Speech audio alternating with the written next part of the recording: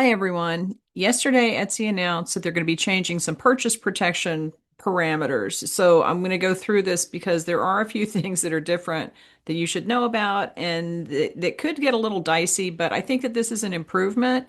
It's a step in the right direction anyway, and it is better than it was. So let's go into the actual policy, and then there's a second page that I think that you should read because I don't know that a lot of people are aware of it. This is the article that they put out yesterday, and I will put the link to this in the description so you can go read it yourself. But it's basically going over the new rules for purchase protection and what they've changed.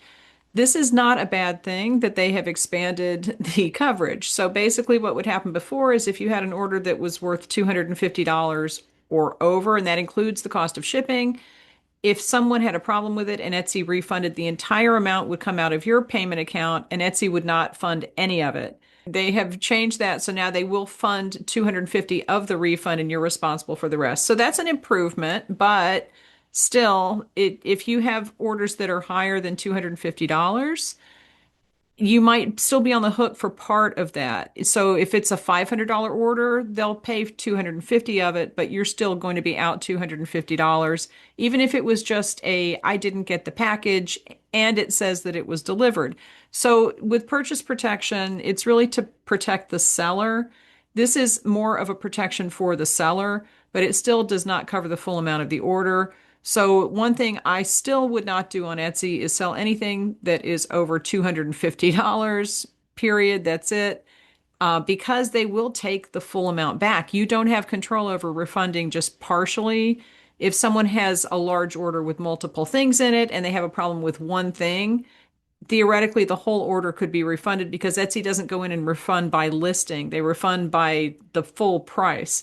So this is an improvement, but it still is something to be aware of that you might still be on the hook. So just watch out for that.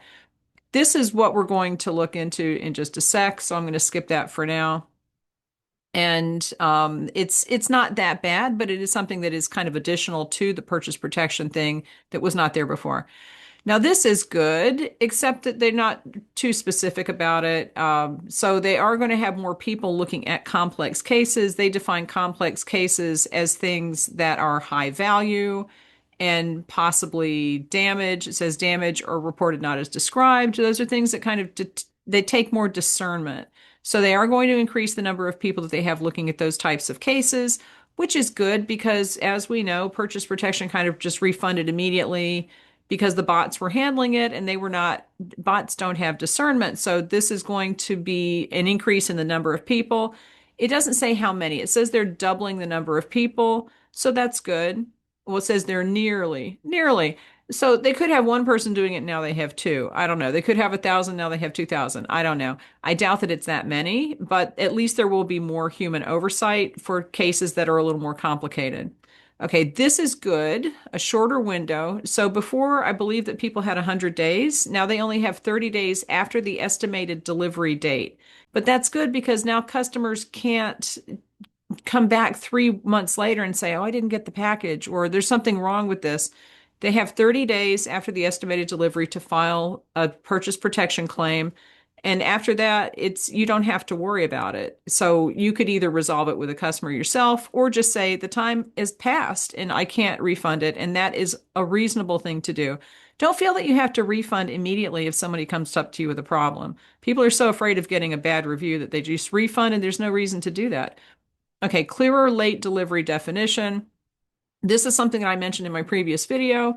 An order is considered late if it arrives 7 or more days after the estimated delivery date. Okay, so that means that people can't look at that estimated delivery date that Etsy gives them, which is unreasonable anyway, and say, oh, it's 1 day late. I get to file a purchase protection claim, even when the item is still in transit.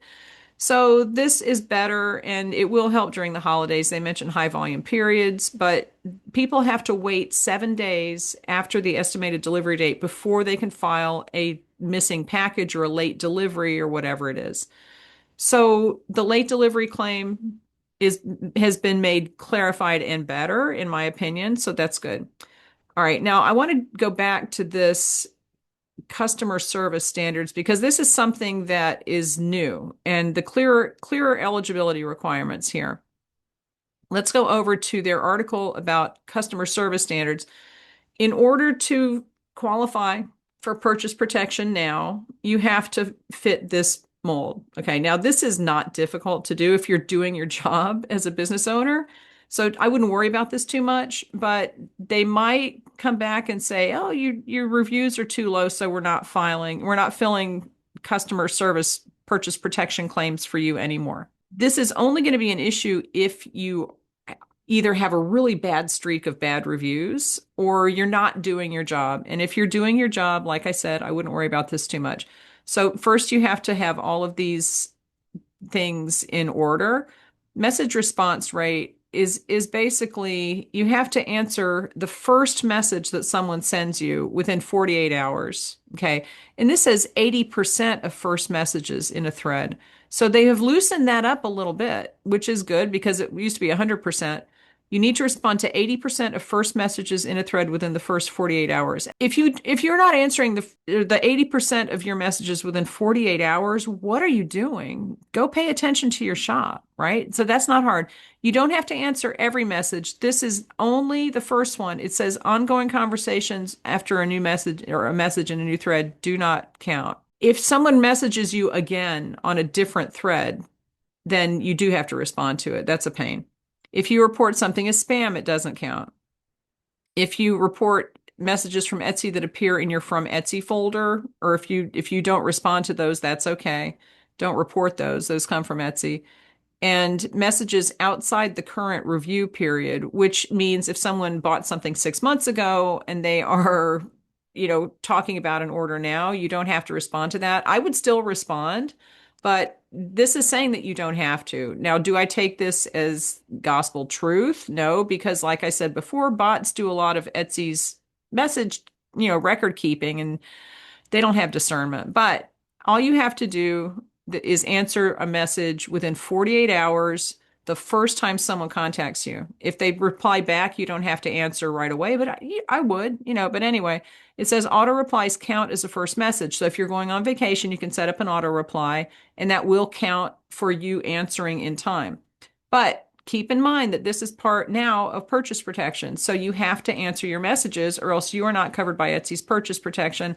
I think that that's a reasonable request. I don't think that that's an unreasonable thing because if you have that many messages that you are ignoring, that's not a good thing. Okay. Average review rating. And this is a little complicated. Buyers can use Etsy's 5-star review system. Star ratings of 4 or 5 help attract new buyers. Okay, now this section, if you have less than 40 reviews, no more than 4 reviews should be 3 stars or less. I'm trying to just highlight this one section. If you have more than 40 reviews, less than 10% of your reviews should be 3 stars or less. That's not unreasonable. I think 10% is pretty high. If you have 10% 3 stars or less, then something's going on and you need to look at that and go back to your reviews and check to see if people are complaining about the same thing.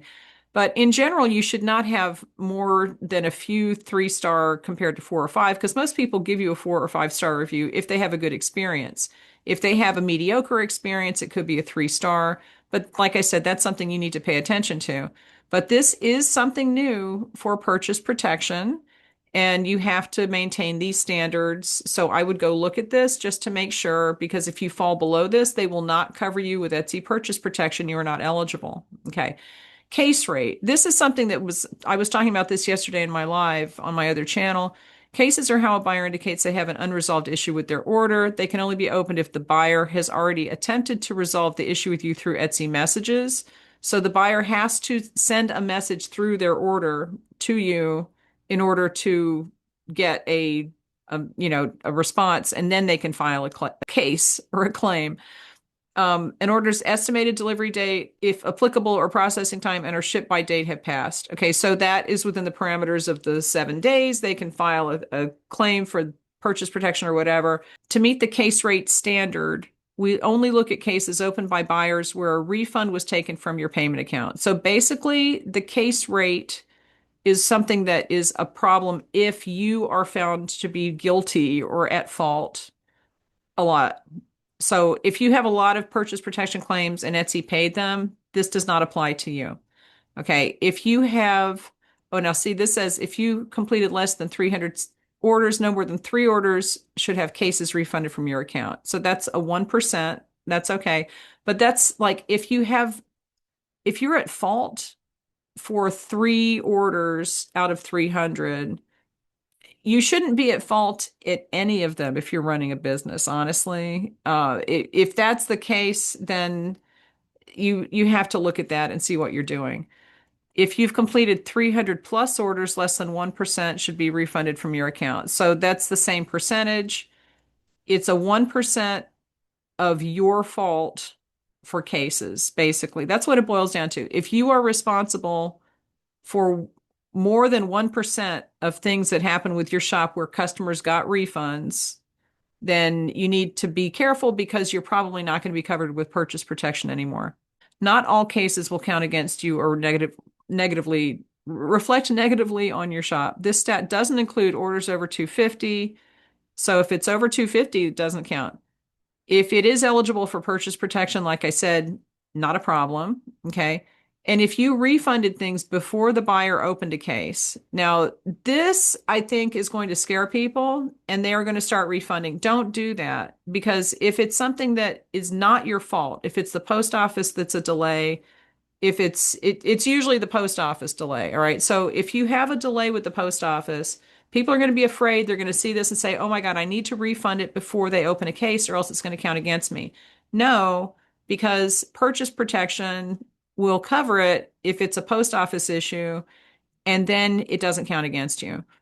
So don't think that this means that you have to refund things before the buyer opens a case in order to be eligible for purchase protection. That is not what this is saying. I would go through and read this very carefully, but as long as you are not responsible, this is not going to be a problem. If it's a post office problem, then that's the post office. This is not you.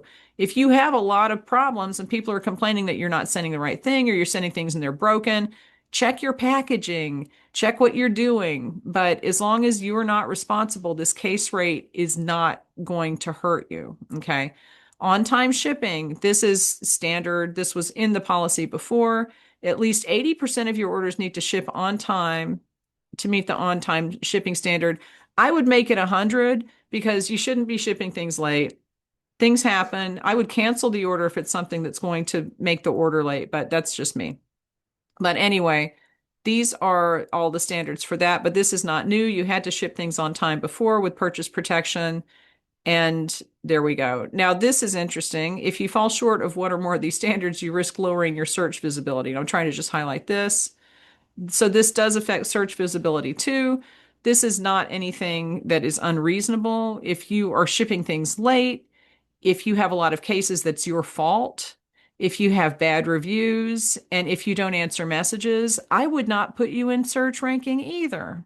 But now this is going to affect purchase protection as well. So just do your job. And if you're doing a good job, if you're helping your customers, but that does not mean refunding immediately. That don't refund things at the drop of the hat. All right. But purchase protection has changed a little bit. I'll put links to both of these articles in the description. And if you have any questions, post them, and I will talk to you later.